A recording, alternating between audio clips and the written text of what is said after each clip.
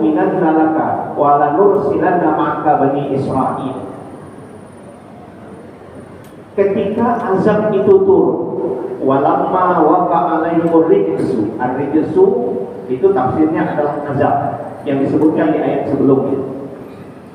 Ketika azab itu turun, orang-orang Fir'aun itu atau kaum Fir'aun itu, lalu mereka berkata kepada Musa, ya Musa da'ulana rabbaka bima ahida indah. Wahai Musa, berdoalah kepada Tuhanmu sesuai dengan apa yang Tuhanmu janjikan kepadamu. Jadi kalau terjemahan harfiahnya, wahai Musa, doakanlah untuk kami ini kepada Tuhanmu sesuai dengan apa yang Tuhan janjikan kepadamu. Apa maksudnya? Jadi para ulama tafsir menjelaskan begini. Misalnya azab pertama itu turun dalam bentuk banjir. Banjir itu berjalan 1 minggu. Nah, itu sudah kesusahan orang-orang Fir'aun itu. Dan anehnya, banjir itu tidak mengenai orang Bani Israel, padahal mereka sama-sama tinggal di Mesir. Tapi tempat mereka memang terpisah. Jadi ada para ulama tafsir menyebut orang-orang Bani Israel itu dibuat semacam camp, dikelompokkan. Yang boleh tinggal di situ tuh orang Bani Israel aja. Orang-orang suku Kipti, orang Mesir asli, yang sukunya Fir'aun nggak boleh bersama dengan orang-orang Bani Israel. Jadi ada tempat terpisah. Tapi begitu azab Allah ini turun, yang kena tuh ya orang-orang Fir'aun aja. Orang-orang Bani Israel pun apa-apa, biasa saja. Nah, maka ketika misalnya banjir itu datang, sibuklah mereka. Sudah seminggu berlalu, mereka sudah kepayahan.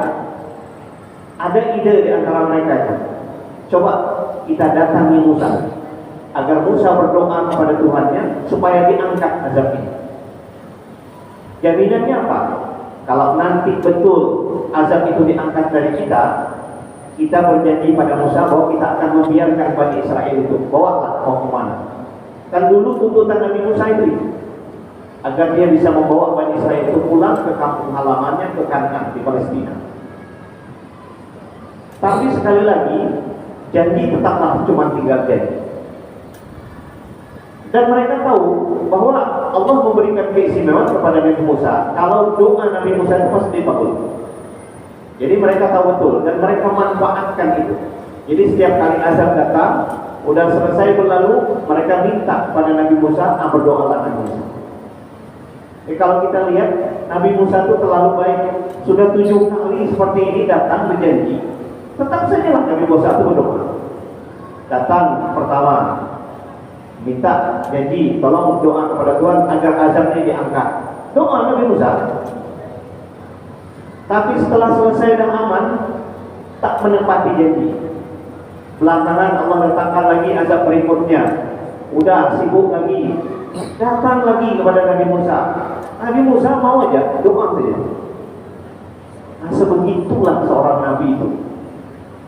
Saking inginnya umat itu beriman kepada Allah. Nah, sampai akhirnya waktu yang telah Allah janjikan, itulah kemudian berakhir dengan ditenggelamkannya Fir'aun. Jadi ayat ini menjelaskan bagaimana proses azab itu. Tidak sekali langsung. Begitu turun satu, udah heboh orang-orang Mesir itu, baru mereka cari akal. Cari akalnya cuma satu-satunya ya minta doa kepada Nabi Musa. Udah selesai, Allah angkatlah azab itu. Tapi mereka kembali kepada tidak mengimani apa yang diajarkan oleh Nabi Musa. Allah turunkan azab berikutnya. Begitu lagi mereka datang lagi nemuin Nabi Musa. Jadi ketika susah, Nabi Musa dijadikan pemadam kebakaran. Kira-kira begitu. Jadi Nabi Musa itu cuma dijadikan alat untuk melepaskan siksa mereka itu. Kalau udah lupa, udah selesai lepas, mereka pura-pura nggak tahu aja. Nah, itulah pekerjaan yang dilakukan oleh kaum Fir'aun itu. Nah, ini yang dijelaskan oleh ayat Al-Quran. Nah, kadang-kadang ya sebetulnya ayat ini walaupun menceritakan apa yang menjadi perilaku kaum Fir'aun, kadang-kadang kita itu juga seperti itu bersikap. Dalam kondisi kita datang musibah, saat itu kita memohon-mohon pada Tuhan. Tapi begitu azab itu atau musibah itu Allah angkat, lupalah kita, kembalilah kepada pekerjaan lama itu. Jadi nampaknya ini adalah watak umum kebanyakan manusia. Jadi Quran walaupun menggambarkan kaum Fir'aun, tapi fenomena ini kayaknya itu berlaku di banyak orang. Jadi ketika datang musibah dia merangkak pada Allah, memohon. Saat itu nampaklah sinar keimanannya, terasalah ketakwaannya. Tapi begitu lepas dia dari musibah itu, balik kepada kelakuan lama. Ini juga yang terjadi pada kaum Fir'aun. Nah, jadi walamma waqa alaihi muridsu, ketika jatuh terjadi pada mereka azab itu kepada kaum Fir'aun itu, lalu mereka datang kepada Musa lalu berkata, wahai Musa, ud'u lana rabbak, doakanlah untuk kami. Ini Bapak Ibu yang saya muliakan, kita cermati kata Arabnya. Ud'u lana, bukan ud'u alaina. Saya berkali-kali di majelis ini menyebut dalam bahasa Arab itu, kalau menggunakan kata Allah itu sesuatu yang merugikan kita, itu membebani. Tapi kalau menggunakan kata li itu sesuatu yang menguntungkan. Jadi dalam bahasa Al-Quran ini ud'u lana. Jadi orang-orang Fir'aun itu datang, ya Musa, doakan demi kebaikan untuk kami. Nah, itu bahasanya. Karena pakai lam lana. Tapi kalau bahasanya alaina itu doa buat celaka. Itu doa buat celaka. Jadi ud'u lana, doa untuk kebaikan. Tapi kalau ud'u alaina itu doa buat celaka. Itu beda-beda bahasa. Jadi orang ini minta sesuatu yang menguntungkan, yaitu terlepas dari azab yang Allah turunkan. Wahai Musa, doakanlah untuk kebaikan kami kepada Tuhanmu. Nah, mereka enggak mau mengakui Tuhan dia, tapi Tuhanmu Musa. Tetaplah dia bilang Tuhanmu Musa. Jadi dia enggak mau mengimani Allah. Tuhan Musa aja itu. Berdoalah kepada Tuhan. Apa yang dimintakan bima amida indah, sesuai yang Allah telah janjikan padamu. Jadi kata ulama tafsir, apa yang dimaksud Allah janjikan pada Musa itu? Yaitu doa Nabi Musa itu dijawab oleh Allah dan bisa mengangkat azab yang Allah timpakan. Nah, mereka tahu itu, bahwa kunci penyelesaian itu ada pada Nabi Musa. Nah, itu makanya berkali-kali Nabi Musa itu dimanfaatkan. Tapi memang seorang rasul itu begitu, tahulah dia dimanfaatkan, tapi tetap saja kalau datang tetaplah didoakan. Nah, besok-besok ketika azab turun, Nabi Musa dimanfaatkan lagi, tetap saja Nabi Musa itu berdoa. Enggak ada, kalau kita mungkin kemarin sudah saya doakan, kenapa pula hari ini kamu datang lagi?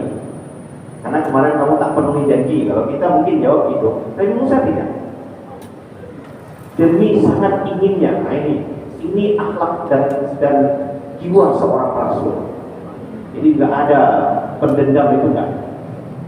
Walaupun dia tahu bahwa begitu kurang ajarnya umat, tapi seorang nabi tidak melakukan pembalasan itu.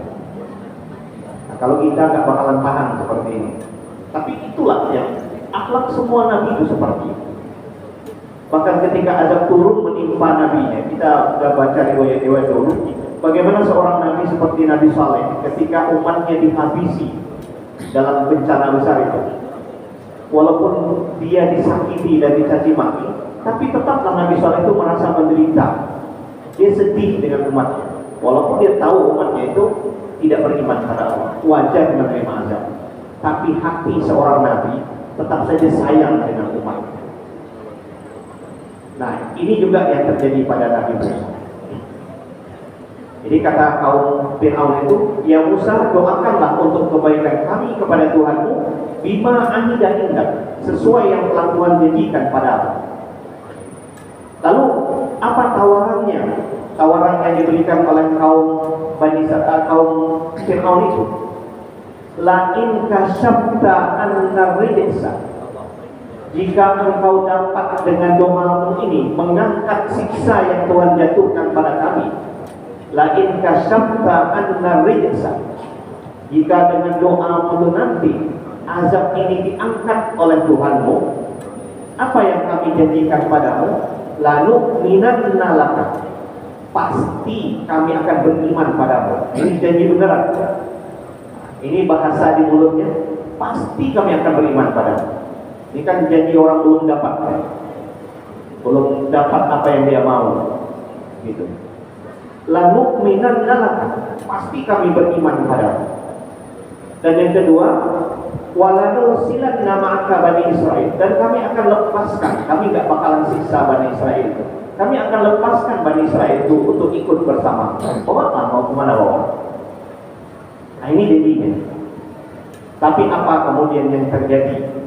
Lanjutan ayat itu, falamma kasyafna anhum rijsa ila ajalin lahum balighu idza hum yanqusun. Tetapi ketika kami angkat azab itu dengan berkat doa Nabi Musa itu, Allah kabulkan doa Nabi Musa, Allah hentikan azab itu. Maka ketika kami angkat azab itu dari orang-orang Fir'aun itu, orang-orang Kipti itu, ila ajalin hum balighu, sampai kepada masa yang telah kami tentukan kelak mereka akan ditenggelamkan. Nah setelah diangkat azab itu satu demi satu berdasarkan permintaan mereka, apa yang kemudian mereka lakukan? Izahum yanqudun, tiba-tiba mereka kembali lagi kepada kedurhakaannya, balik lagi kepada perlawanannya kepada Musa. Bahkan di dalam beberapa riwayat tafsir, ini terjadilah bisik-bisik di antara mereka. Ini kita ini kena azab ini karena memang disihir oleh Musa. Jadi Musa itu juga lah yang bikin azab yang turunkan. Tentu dia bisa lah mengangkat. Atau bisik-bisik di kalangan orang-orang Kipti seperti itu. Wajarlah Musa itu bisa mengangkat siksa yang kita terima, karena memang dia yang bikin. Tuduhan seperti itu. Itulah bukannya mengucapkan terima kasih dan memenuhi janjinya, malah seperti itu yang mereka ucapkan kepada Nabi Musa. Nah, akhirnya nih ayat ini, Bapak Ibu yang saya muliakan, ayat ini memang tidak menceritakan utuh, karena nanti proses penenggelaman penenggelaman Fir'aun itu diceritakan di ayat lain, misalnya di surat Asy-Syu'ara dan ayat-ayat lain. Tapi singkat cerita, setelah berkali-kali azab itu turun, mereka juga tidak mau beriman kepada Nabi Musa. Akhirnya kata Quran, "Fantaqamna minhum," maka kemudian kami siksa sebagian di antara mereka, lalu fa'aghraqnahum fil yammi, dan kami tenggelamkan mereka di lautan. Al-yam itu kalau kita lihat tafsirnya ya al-bahr al-malik. Ya, kami tenggelamkan mereka di lautan yang berair asin. Kalau tafsirnya begitu. Kami tenggelamkan mereka di lautan yang berair asin. Jadi yang paling mungkin itu ya Laut Merah itu. Karena kalau kita lihat peta, Mesir itu di pinggir Laut Merah, sebelah lautnya itu ya daerah Yaman yang hari ini Yaman, kemudian Saudi. Terus bagian ke ujung itu dulu di zaman Firaun masih ketemu antara benua Asia dengan benua Afrika.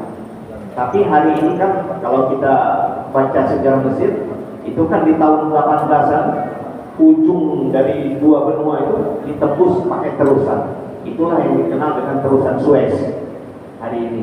Jadi kalau kita bawa kapal lewat saja ke Laut Merah itu, tembusnya kalau mau ke Eropa ya lewat terusan Suez itu.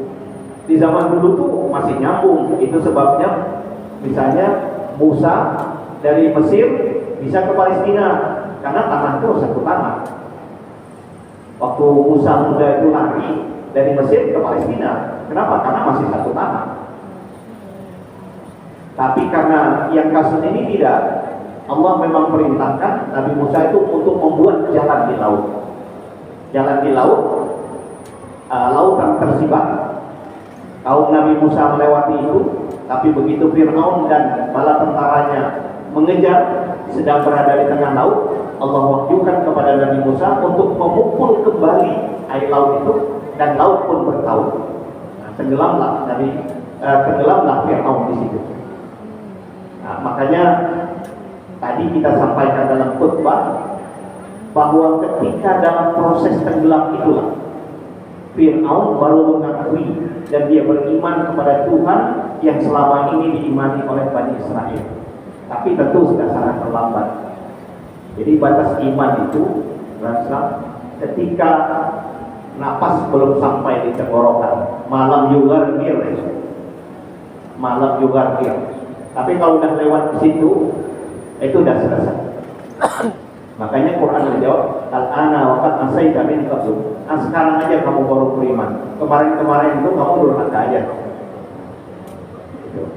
Nah, tapi itu dijelaskan di dalam, misalnya dalam surat Yunus. Nanti kelengkapannya ada seperti itu.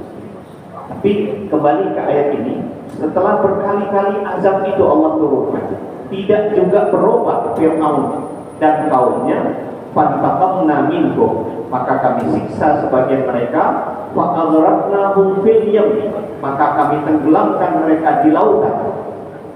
Apa yang menyebabkan itu mereka harus ditenggelamkan? Bi annahum kadzabu bi ayatina. Itu disebabkan karena mereka mendustakan ayat kami. Nah, Bapak Ibu yang saya muliakan, kata mendustakan itu bukannya tidak percaya. Mendustakan itu kalau ada datang kebenaran kepada kita, lalu kemudian kita cari alasan untuk menyalahkan kebenaran itu yang dalam bahasa Al-Quran disebut mendustakan. Jadi mendustakan itu lebih jahat daripada tidak percaya. Kalau ada informasi datang kepada kita nggak percaya, itu namanya kita hanya sekedar tidak beriman. Tapi kalau mendustakan, kita sebetulnya tahu itu benar, tapi kita cari alasan untuk mengatakan itu tidak benar. Itu mendustakan namanya. Nah, yang dilakukan Fir'aun itu seperti itu. Dia tahu bahwa yang disampaikan Musa itu benar, mukjizat itu benar, tapi dia cari alasan untuk mengatakan bahwa mukjizat itu tak benar. Itu namanya mendustakan. Nah, kenapa jadi mereka ditenggelamkan? Bi annahum kadzabu bi ayatina. Disebabkan mereka itu telah mendustakan ayat-ayat kami. Wa kanu anha ghafilin. Dan mereka itu dulu itu lalai dari memahami ayat-ayat kami. Nah, Bapak Ibu yang saya muliakan, hari-hari terakhir ini ada penelitian yang dilakukan oleh para sarjana Mesir sendiri. Mereka melakukan penyelaman di Laut Merah itu, dan mereka memang ada menemukan bukti-bukti di dalam laut itu kereta kuno, kereta ya dulu kan raja-raja itu kan nggak ada mobil, pakai kereta tapi ditarik pakai kuda. Jadi mereka menemukan puing-puing kereta, tapi di dalam Laut Merah.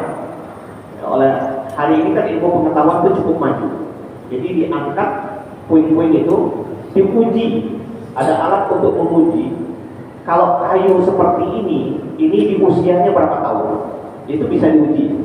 Jadi para ahli itu seperti itu.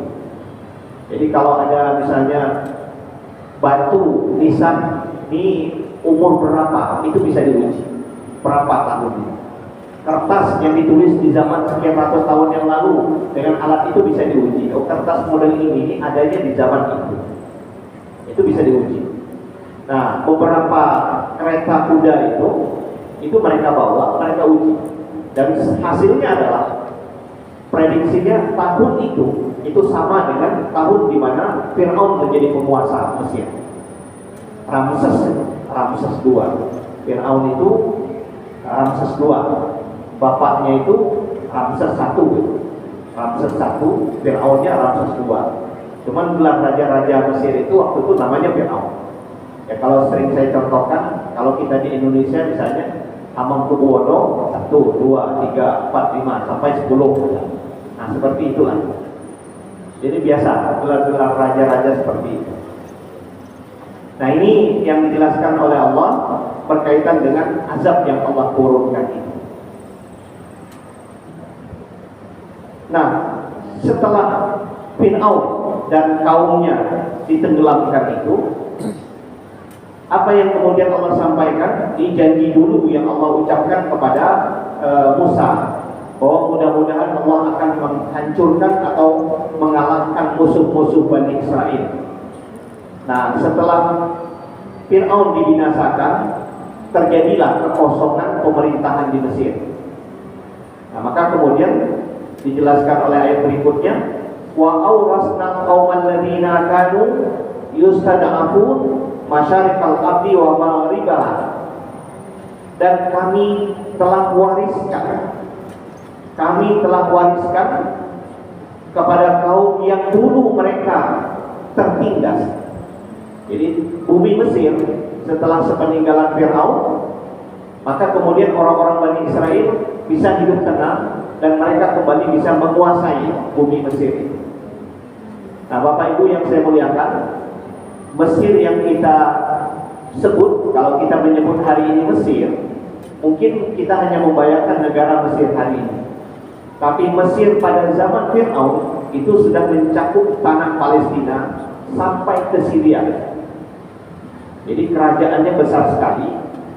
Jadi kalau disebut Mesir pada zaman Fir'aun itu, di samping tanah Mesir itu, maka daerah kekuasaannya sampai ke Syria hari ini. Syria itu hampir berbatasan dengan Irak. Jadi itu semua, kalau bahasa Arab lama itu disebut dengan Syam. Jadi Syam itu Syria, Lebanon, itu Palestina, itu semuanya dulu itu bahasa Arab lamanya Syam, yang kita sebut Syria. Kalau hari-hari terakhir dia, negara itu udah membagi-baginya. Dulu kalau kita baca sejarah yang berbahasa Arab, kalau mereka sebut kata Syam, itu mencakup daerah seperti hari ini. Misalnya Lebanon, Palestina, Suriah, itu Syam semuanya. Bahkan Mesir pun waktu itu disebut Syam. Nah, sepeninggalan Fir'aun, wa awrasna qauman ladzina kanu yustad'afun. Kami telah wariskan kepada kaum yang dulu mereka tertindas. Inilah kaum Bani Israel. Dulu mereka tertindas. Apa yang kami wariskan? Masyariqal ardi wa magharibaha. Bumi bagian barat dan bumi bagian timur. Itu bahasa Qur'annya, bumi bagian barat dan bumi bagian timur. Jadi kawasan-kawasan sepeninggalan Fir'aun itu semuanya menjadi daerah kekuasaan orang Bani Israel. Mesir sampai ke tanah Syria.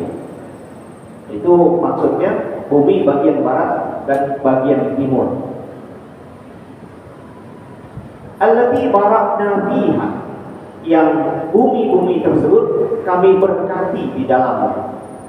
Nah, kalau kita baca sejarah Mesir setelah peninggalan Fir'aun, maka kemudian mulailah Mesir dan negara-negara Syam itu mengalami kemakmuran, tidak ada lagi penindasan.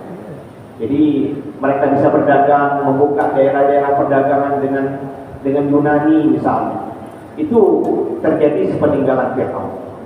Tetapi sekali lagi, kekuasaan Fir'aun itu sudah berakhir dengan ditenggelamkannya dia di Laut Merah. Generasi baru berganti menguasai Mesir. Nah, ini lebih banyak berkaitan dengan sejarah memang. Karena Quran itu sekali lagi isinya itu juga adalah soal sejarah. Jadi kalau kita baca Quran, mau tidak mau, apalagi kalau kita ngaji tafsir, itu tidak ada pengetahuan yang cukup kalau kita nggak mengkaji sejarah sesuai dengan apa yang sedang diceritakan Quran. Jadi ketika Quran bicara tentang misalnya bangsa Mesir, ini kan kisah 5.000 atau 4.000 tahun yang lalu. Mau tidak mau kita harus membaca sejarah Mesir sekitar 4.000 tahun yang lalu untuk bisa memberikan gambaran seperti ini. Nah, kita di Indonesia ini tidak mudah juga ini mendapatkan buku-buku yang cukup untuk menjadi bacaan kita.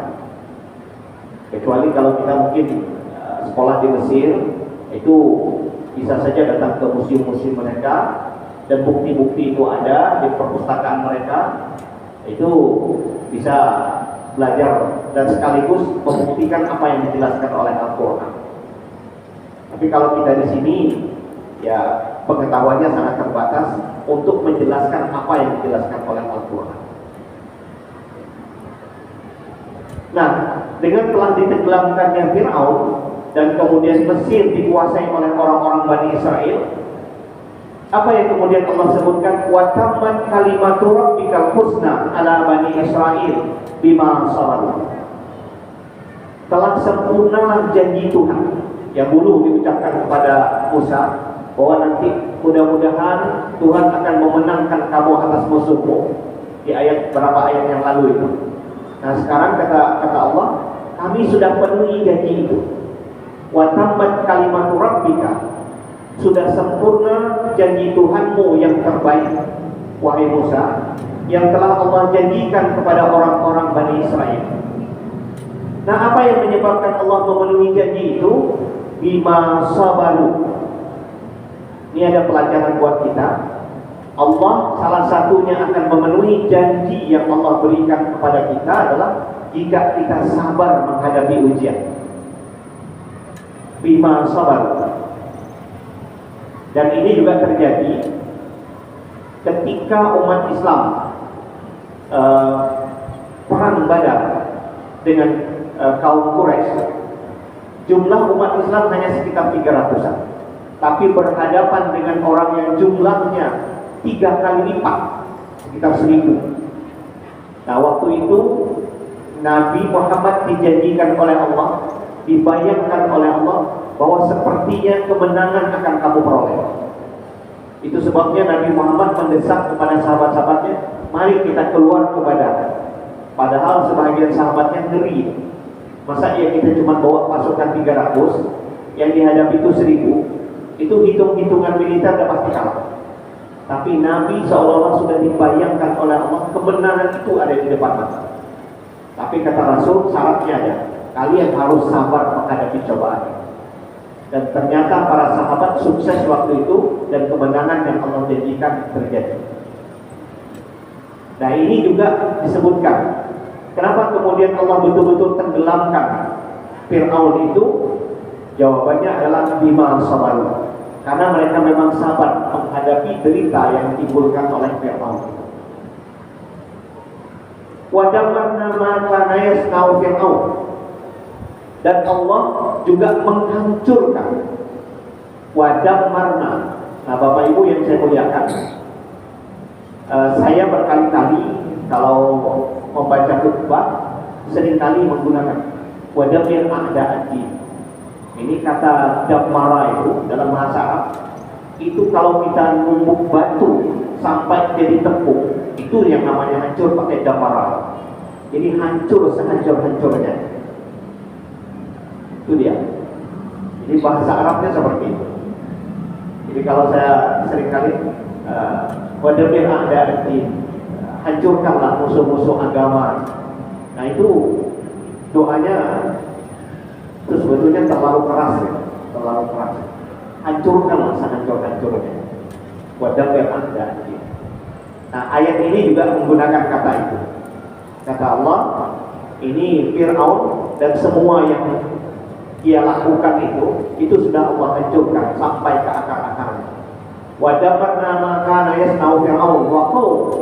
Dan kami telah hancurkan dengan sehancur-hancurnya apa yang dulu telah dikerjakan oleh Fir'aun dan yang telah dikerjakan oleh kaumnya. Wa ma kanu yamrisun. Dan juga kami hancurkan apa-apa yang mereka buat, yang mereka tanam. Arasa yamrisun. Jadi Bapak Ibu yang saya muliakan, memang pada masa pemerintahan Fir'aun itu kemajuan bangunan fisik terjadi di Mesir luar biasa. Jadi kalau misalnya Bapak Ibu punya dana lebih, datang berkunjung ke Mesir, daerah wisata di Mesir itu yang mereka jual itu adalah diantaranya piramid, misalnya kuburan raja-raja di zaman Fir'aun itu, bekas istana Luxor, lembah Luxor, lembah raja-raja itu. Nah itu sepeninggalan Fir'aun memang tidak ada lagi yang ngurus. Fir'aun itu sudah berkali-kali memindahkan ibu kota. Misalnya hari ini yang kita sebut Kairo, Itu bahasa Arab Kipti lama, itu namanya Hyksos namanya. Itu ibu kota baru yang dipindahkan oleh Fir'aun. Sebelumnya dia pindah di Ainusam. Di Ainusam itu Mesir bagian utara. Jadi berkali-kali, dan setiap tempat dia bangun istana baru. Setiap tempat dia bangun istana baru. Dia bangun istana-istana mewah. Siapa yang disuruh menjadi pekerja murahan itu? Orang-orang Bani Israel. Jadi model seperti orang tua-tua kita di zaman Belanda atau di zaman Jepang, disuruh kerja paksa. Itu membangun, kalau di Jawa itu bangun rel-rel kereta api. Nah, di zaman Fir'aun itu orang-orang Bani Israel dipekerjakan untuk membuat bangunan-bangunan hebat yang pada masa Fir'aun. Tapi sepeninggalan Fir'aun itu semuanya runtuh, tidak terurus. Jadi Quran menyebutkan wa damarna ma kana yasna'u Fir'aun wa qaum. Kami telah hancurkan sehancur-hancurnya apa yang dulu telah dibuat oleh Fir'aun dan kaumnya. Wa ma kanu ya'isun. Demikian juga apa yang mereka bangun, apa yang mereka tanam, apa yang mereka buat, itu pun kami hancurkan. Jadi kejayaan Mesir memang dalam sejarahnya runtuh setelah tenggelamnya Fir'aun. Tidak ada lagi bangsa Mesir mencatat sebagai sebuah bangsa besar dengan kejayaannya setelah itu. Nah, Bapak Ibu yang saya muliakan, lalu kemudian singkatnya, setelah terbebas kaum Musa dari kejaran Fir'aun, berarti mereka udah bisa nyebrang Laut Merah, berarti mereka di tanah Asia, di tanah daratan-daratan Mekah itu. Ini. Nah, ternyata ayat ini menggambarkan begitu mereka lewat di sebuah daerah, yang daerah itu umatnya menyembah berhala. Jadi di pinggir-pinggir pantai Laut Merah di seberang itu, rupanya kaum Musa ini bertemu dengan sekelompok kaum penduduk yang mereka tuh menyembah berhala. Nah, Al-Quran menceritakan bahwa otak orang-orang Bani Israel itu masih terpengaruh juga dengan kebiasaan ketika mereka hidup di Mesir, menjadi penyembah berhala. Begitu mereka lewat di kaum yang menyembah berhala, lama-lama mereka ngomong kepada Musa, "Ya Musa, kenapa enggak kami dibuatkan Tuhan seperti itu, kaum yang menyembah berhala itu?" Nah, disinilah Musa sangat marah. Ternyata dakwahnya selama ini kepada kaumnya itu enggak meresap masuk. Begitu lewat kepada kaum penyembah berhala saja, kaumnya sudah minta dibikinkan Tuhan juga. Nah, begitu cepatnya orang Bani Israel itu berubah keimanannya. Baru aja selesai menyeberang laut. Ini yang akan kita jelaskan pada ayat yang akan datang, insyaallah. Kita akhiri sampai di sini. Billahi taufiq wal hidayah. Assalamualaikum warahmatullahi wabarakatuh. Bismillahirrahmanirrahim.